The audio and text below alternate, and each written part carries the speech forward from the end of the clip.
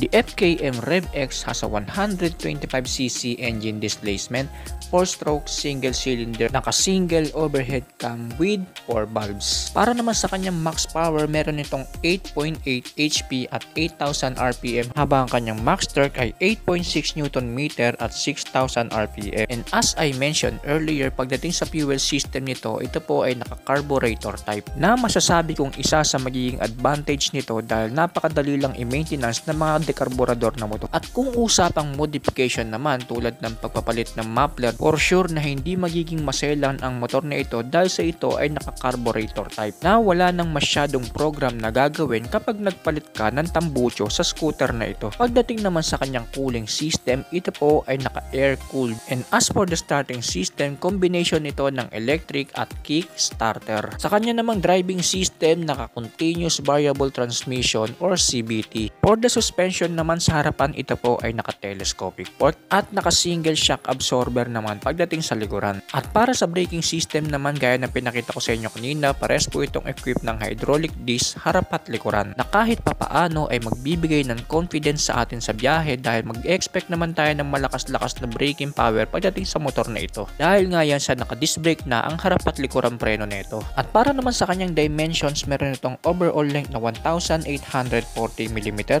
overall width na 680mm at overall height na 1,150mm.